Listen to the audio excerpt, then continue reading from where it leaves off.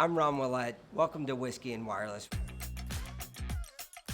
We're going to sit down with industry professionals, have spirited discussions, and talk about what shaped the wireless industry and why we are where we are today and where we're going to be tomorrow.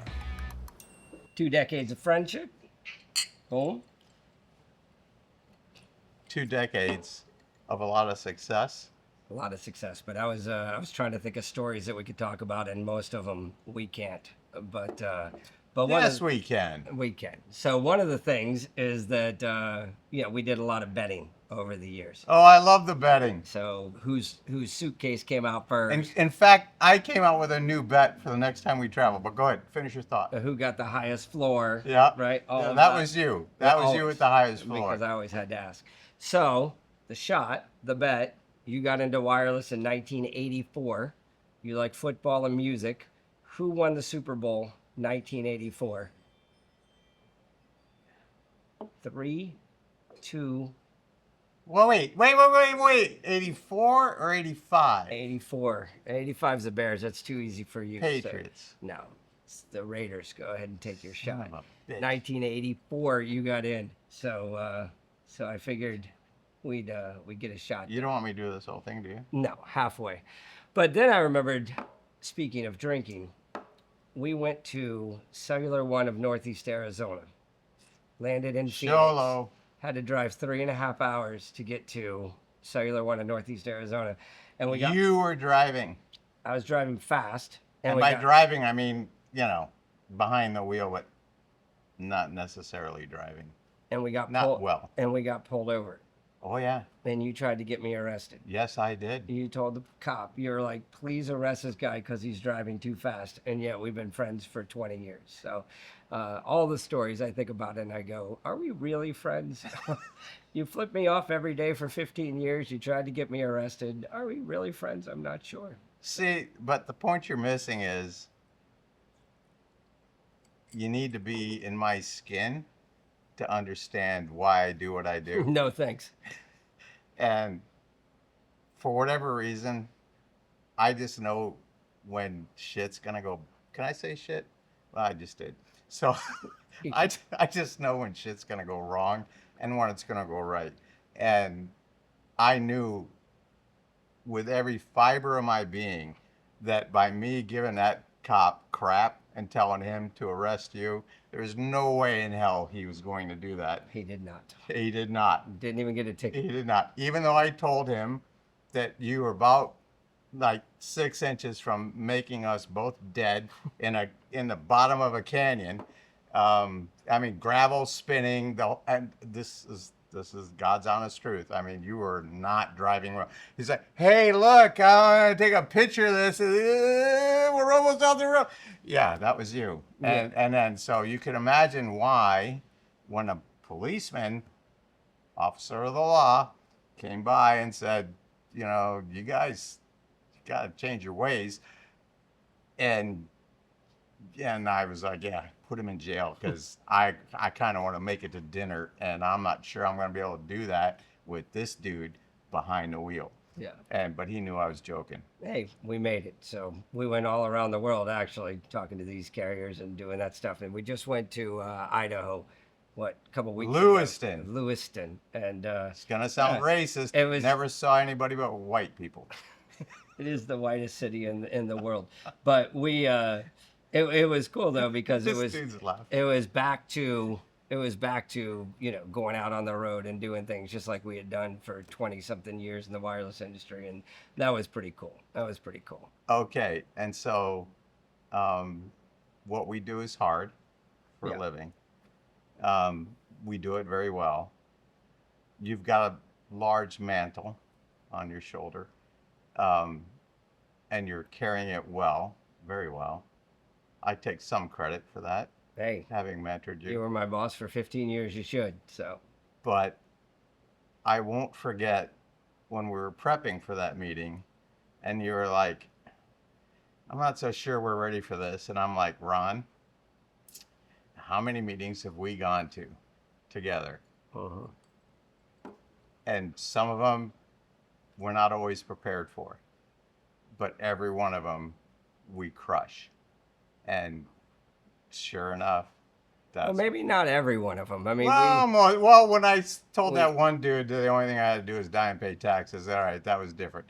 But and when you spilled a whole bottle of wine on the CEO of Docomo, that was a nice dinner too, and it was red wine, so that and was that guy fantastic. still sends me Christmas cards. He does. That was South Carolina, Myrtle Beach, I Yeah, think. Myrtle Yeah, Beach. yeah. But you know, the one thing that 15 years of you mentoring me and me coming from radio, so obviously knowing nothing about the professional world, there were a couple things that stuck, and one of them was always loser cheap. I always loved that. So, so we would go, we would stay in these hotels, and these, Remember San Francisco? yeah, the CEO Oh my back then, we God. would have no air conditioning in the hotel, and we're saving $10 a night or whatever. And you're like, hey, man, I'm all right with being cheap, but I'm not going to be loser cheap. And loser cheap, that philosophy has followed with me through everything, man. If someone books me in a place, and I'm not, I don't need a lot of stuff, but I don't need air conditioners dropping water on me when I'm leaving to go to a meeting. That's loser cheap. So you always taught me loser cheap, and I love that. So many things I'd like to say that probably aren't appropriate for the podcast, so I'll just move along. Speaking of not appropriate, though, you did take me to Vegas for the first time, and so we'll talk a little bit about your favorite shows, things in wireless. But my very first time going to Vegas, now I had purposely stayed away from Vegas, right? Because I have some serious downfalls, or I had some serious downfalls in life, and gambling, drinking, women, and staying up too late and doing things was four of them. So I stayed away from Vegas as much as possible. But the first time, But it makes you who you are. do you remember the first time we went to Vegas? Uh, sure. We stayed at the Sahara, and so we stayed at the Sahara, which had celebrities pictures that were black and white, not because it was nostalgic. It's Which just is no longer there. Yeah, They it was- friggin' bulldozed that place. right. That was the last time any celebrity had ever stayed there, was when there was black and white, and so we had a meeting at, like, let's say 6, and it's like 4. And so I want to go walk the strip. And you're like, no, I'm just going to order a roast That was beef your sandwich. first time? First time ever. Okay. You're like, I'm going to order a roast beef sandwich, and I'm going to get ready for this meeting, and we're going to go to the meeting. So I'm walking around the strip. I'm doing all this stuff. I get back to the room. It's 5:50, and you're like, you're still eating your roast beef sandwich. I'm like, what are you doing, man? And you're like, yeah, I just got here or whatever. So you eat real quick. We go to the meeting. It's at the hotel, right? Yep, the hotel. And we're meeting a Brazilian Japanese guy. We won't say his name. And and we get there, and he's like, hey, he was a little late too. He's like, sorry, I'm a little late. Guess why? I had an entertainer come to my room tonight. So I was like, whoa, hey, just let's get some drinks, and then let's talk about that. So he said he's staying at the Hard Rock.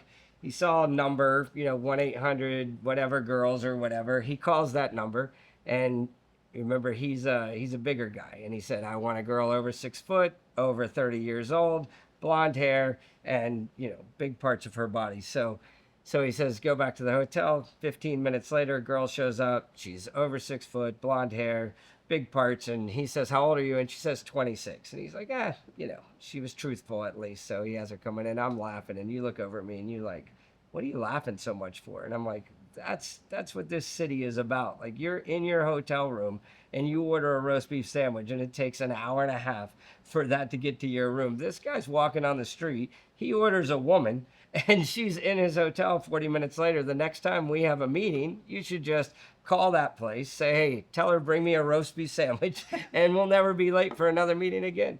And that was my first Vegas experience, and it was all because of you and ClearSky getting me there. So I'll never forget.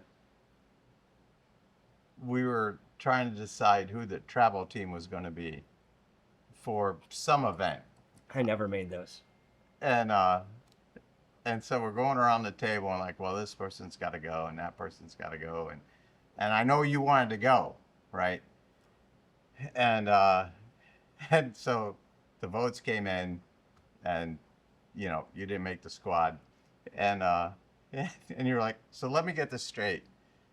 I came in 4th in a 3-horse race. That's right, because it was you and someone else, or it was the other person, and then lastly was me. I was 4 among 3 people. It was it was a humbling experience. So You know, and speaking of humbling, so on my way here, picked up Eddie at the airport, and I was telling him, well, we're gonna have this podcast, and we're gonna do it ironically or coincidentally, very near where we started this company, which is on Pine Street, which is a half a block that way.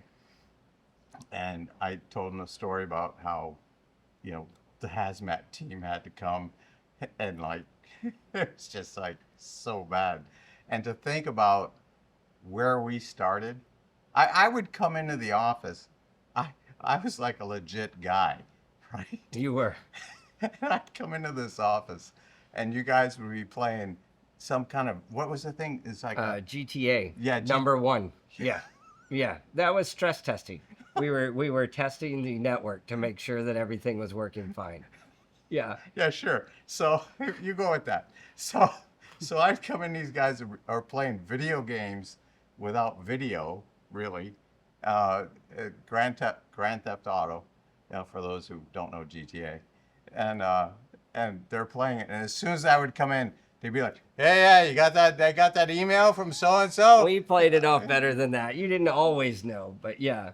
Actually, when that hazmat suit guys came in, there was a smell in the building, if you remember. And yeah, how and could you someone forget? well, someone had called. When the and hazmat guys show up, you kind of know it's serious. yeah, but no one told me. So I'm literally in the break room eating a hot dog.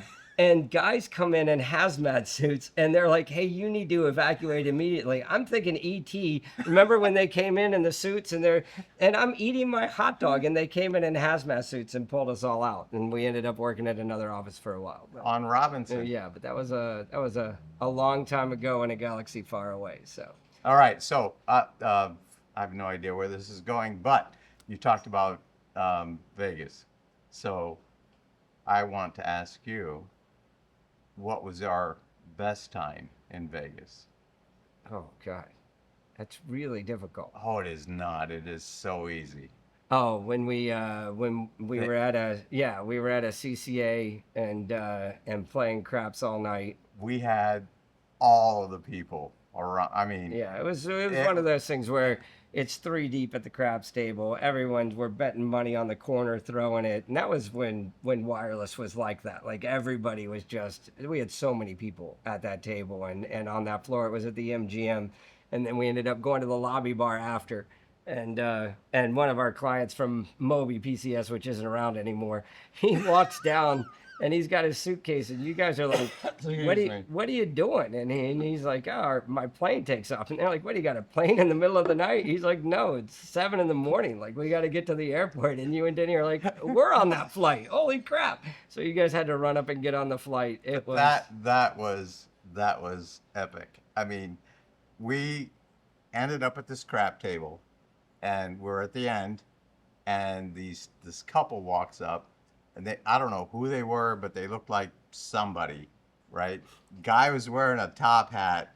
She was wearing not a lot of clothes, and It's Vegas. It's Vegas, and she was so cool, and so we didn't know them, right? We didn't know them from Ooh. Adam, and first bet she puts down, she goes, "Yo for the corner." Yeah, I Remember that? Yeah. She goes, "Yo for the corner," and so we're like, fine, we all had our money That down, used to be our thing. and damn it, if it didn't come in, and so we're like, well, she started it, so we're gonna keep it rolling. And I mean, the odds of that happening as many times as it did It was it's just astronomical. And so we kept, and that's when the crowd started to grow. Oh, yeah. They started to come Yeah. behind us. They were like, "What are these guys doing?"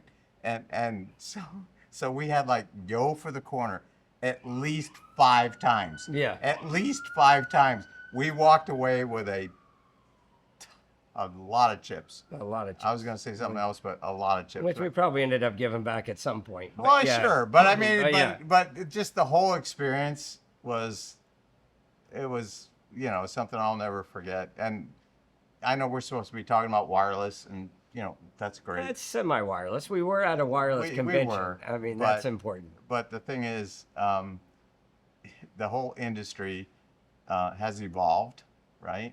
I've been in it since '84 '84. when it was in I its was a infancy. sophomore in high school. Yeah. Yeah, well, don't tell me that. It makes me feel older. My But wife was one. But anyway, go ahead. but I mean, you look back and you go, they didn't even have cyber. Like there was no inter-carrier like transactions. You couldn't roam. There was no roaming. There was Right. If you wanted to roam, you would have to make a phone. If your home carrier was in Orlando and you went on a business trip to New York, you'd try to make a phone call and the call would be intercepted. It would be routed to like Amex. And Amex would be like, okay, we understand you want to make a phone call, but I need your credit card number. And you'd be like, okay, what are you going to charge me? Oh, it's like, $3 a minute. Oh, God. And be like, oh, well, okay, I need to make the call. And so that's how people made calls in the early 80s back then. I mean, it was a lot. I still find myself sometimes I'll look at myself when I'll be talking, and I talk on speaker a lot because I hate having my phone here and I don't always have my headphones. So I'll talk on speaker and I'll be walking around and I'll be talking to my kids or my wife or whatever, and I'll look down and we're getting ready to say goodbye, and I feel myself mentally looking that it's at 47 seconds and I still have 13 seconds until the next minute. Remember, because when minutes used to count, Right. especially because you were dating someone or doing whatever and you wanted to get every last second you could, you would go to like 59 and then hang up, and then she'd be like, but I do love you, and then it's like it goes over by 1 second. You're like, oh man, now I gotta go through this whole thing for 58 more seconds. It's just in my mind still after all these years that I still look at my phone and I think about minutes, and that was nothing compared to what you guys were going through. And you think about, this is going to sound weird, not a good segue, but you think about time travel, right? Holy crap, we got to time travel from that? So it's just the way my brain works. Okay, scary, but okay. Just go with it. So I think about, there was a guy, right? And so when the FCC started issuing their licenses, it was a lottery, right? Mm-hmm. So you had a lottery, a lot of big money came in for the MSAs, right? MSAs all got up and running. Everything was great. So you're talking about Atlanta, New York, Chicago, all the big cities. So then that all got up and running. And then it was the RSAs, the rural statistical areas, right? Look at you, even knowing what that stands for. I had no idea, but yeah, well, that's what it is. So keep up. So do a shot. So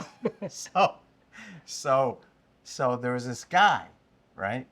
And he was smart enough to know that he didn't really need to run an MNO or a regional mobile carrier network. Yeah. Right.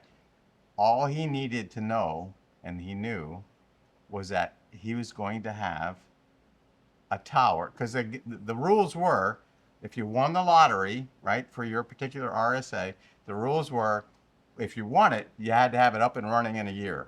Okay. Right?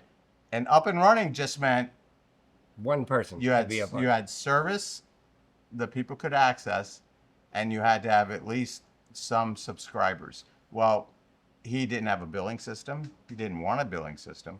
He had employees. Put all his employees on his network, right? And that was it. And guess where that tower was? No idea. Right at the intersection of like two interstates, one from California, one in Nevada, everybody going to Vegas. Oh my goodness. Roaming revenue like crazy. Roaming revenue like this guy did.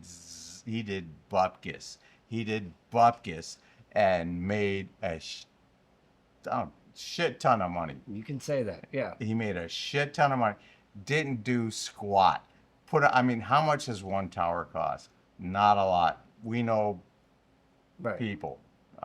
Carriers that have hundreds and hundreds of towers, of course. I'm going to say Bobby McAvoy. Cut it if you want. Bobby McAvoy, he knows wireless engineering. I haven't thought about him in forever. And so Bobby will tell you, it'll cost you $200, this is now $250,000 per tower up and get some carriers to put their stuff on it, to put their antennas and their RF equipment on it.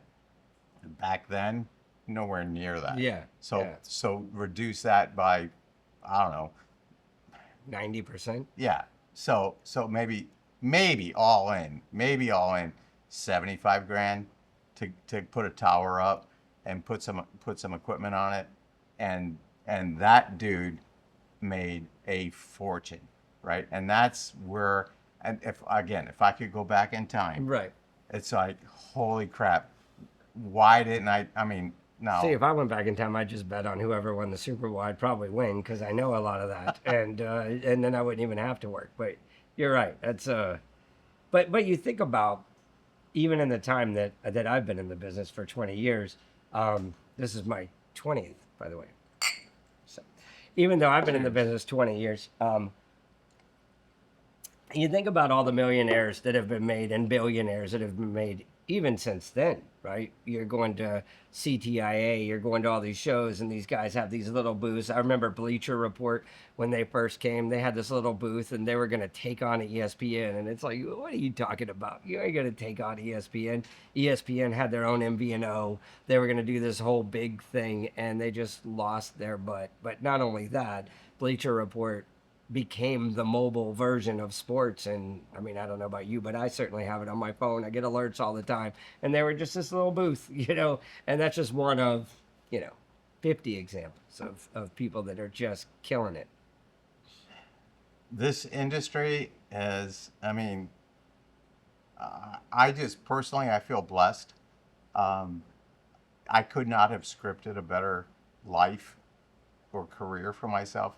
I mean, I wanted a job that would earn money, so I decided, computer science I was always good at math and stuff. So I was like, okay, well, I'm going to go into that. So I went to college, got a computer science degree, and then coincidentally, wireless was Just taking off. just taking off, and I got hired by a consulting firm, and they happened to have as their they only had really one vertical that they went after, and that was telecom, and they were in Edison, New Jersey, and guess who else is in Edison, New Jersey? That whole area was nothing but Bell Labs and AT&T. It's the entire area, and so they would sell consultants to Bell Labs, and I was one of those guys. Just got right out of they college hired me, and and they put me in there, and I was consulting, and I honestly, I was in over my head. I like to tell a story. These guys were so freaking smart that they at the time they had this system, and this was pre-divestiture, which a lot of people don't know, but that was when it was still the monopoly, right?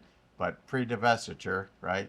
AT&T ran everything from a phone company point of view, and they had antiquated software, and one of the things they had was a subsystem called a COC, circuit order control, and they realized it was out of date and they wanted to build a new one, so they called it GOC, generic order control, and I was one of the guys on his team that helped build GOC, and I'm in this meeting. I just told this story to somebody the other day, and it's funny because you're dealing with these guys that are they're like Elon Musk kind of guys. They're like really, really smart.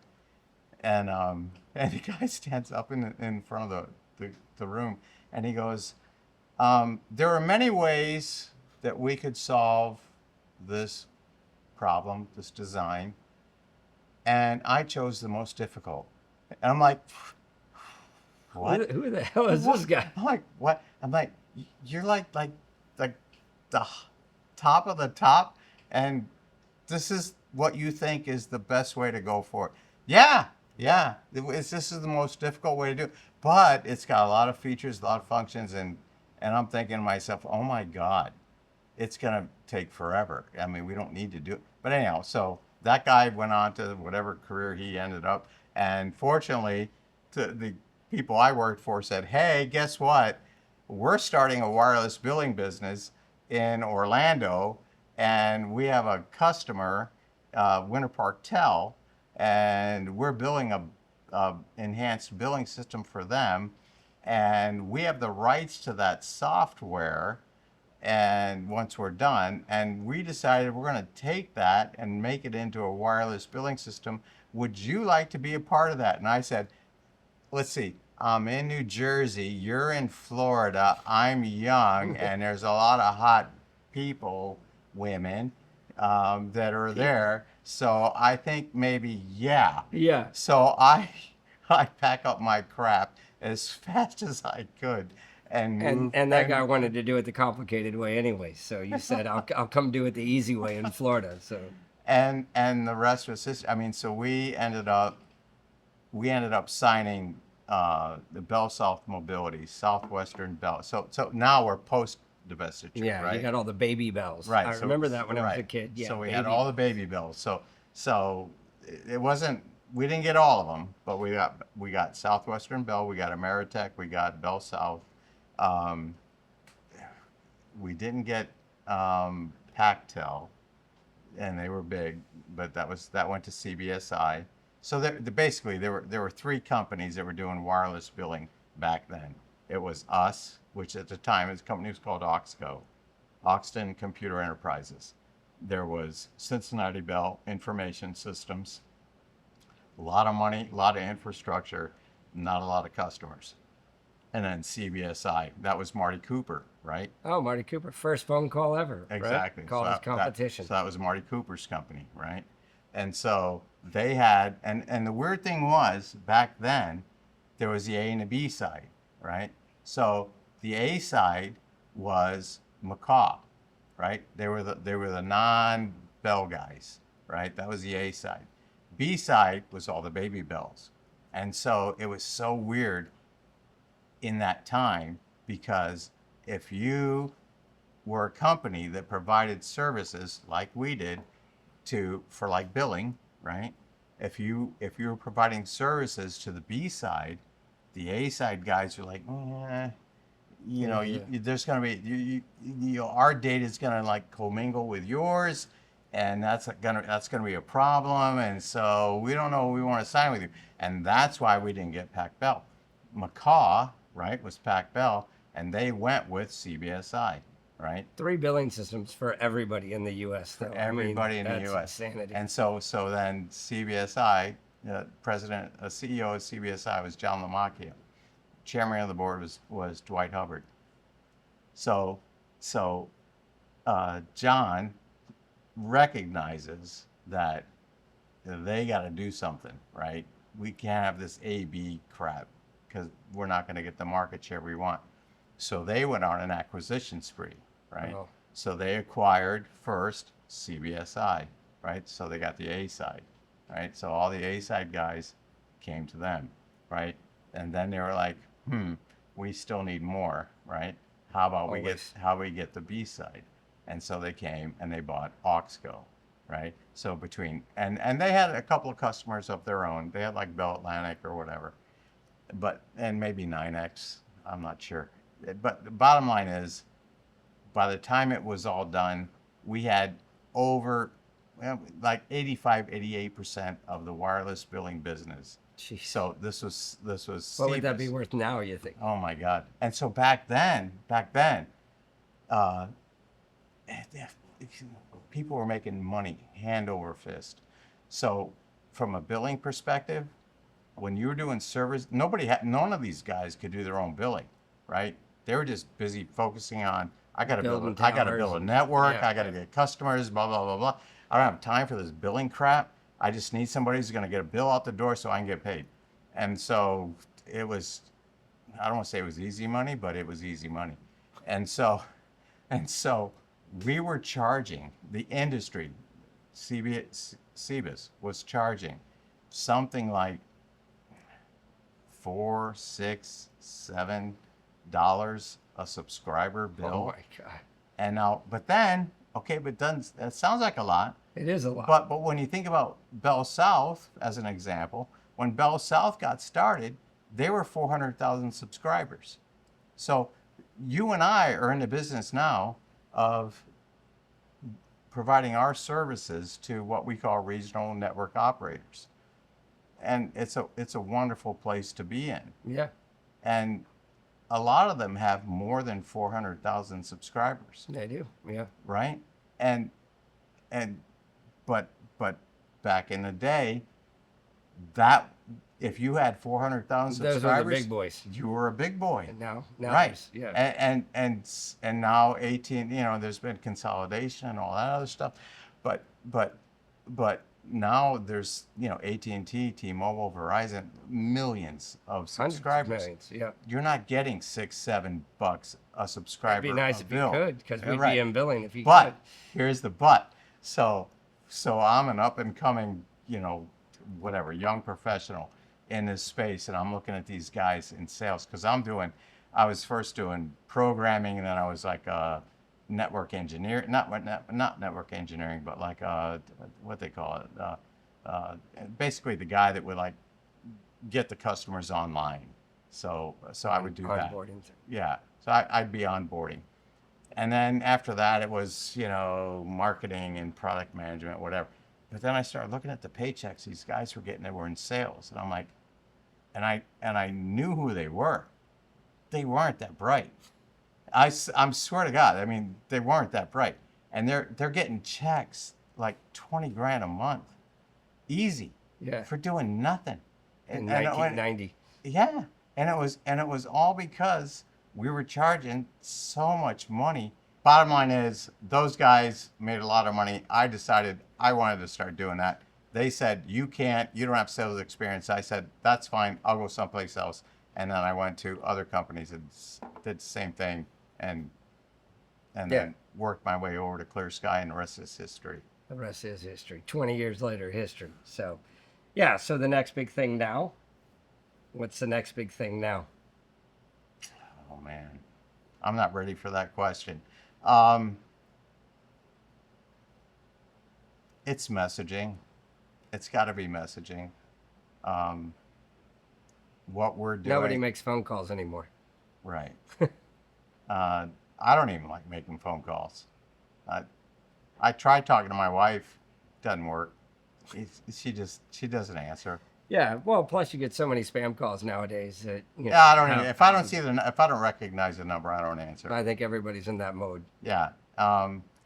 But messaging is it's a funny story. I don't know if you know the story. You probably do. But when they talked to some dude at Motorola and said, hey, can you like do this like text thing so people could just send like a little message back and forth? He's like, yeah, we can do it, but no one's going to do it. It's stupid. Yeah. Yeah, well, that stupid became a huge freaking business. That's what it's all about. And that's where we're at, right? And so there's, it's simple, but it's complex.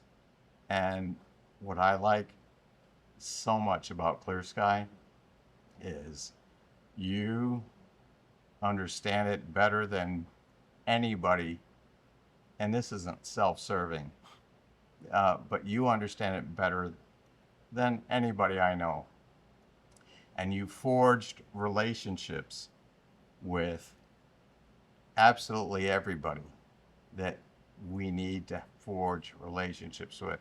And the thing about ClearSky is we have a lot of integrity. We do the right thing for our customers. We do the right thing for ourselves. And everybody knows it. And if they don't know it, they're going to know it. Yeah. And they're going to know it through podcasts like this, right? And other vehicles other channels that we're going to use. But you and I, like you said at the onset, we've been at this for a long time. But in my view, and I can't say this with enough emphasis, we are really at the point where it's about to launch. Yeah. Well, we're in a good place in the industry. In the industry, you talk about relationships. It's a great industry. There are a lot of really good people out there, and that's the main thing. Is that you go to these events, you go to whatever, and you make friends as much as you make partnerships. And so, you know, there's a lot of people in this industry that It's call me, synonymous. yeah, they call me because of my family or because of their family or whatever. And so it's not always about business, and that's what makes it cool. And that's what's made it cool for me and you, 20 years. So cheers to that, I and love thank it. you for stopping by. I love it. Thank you.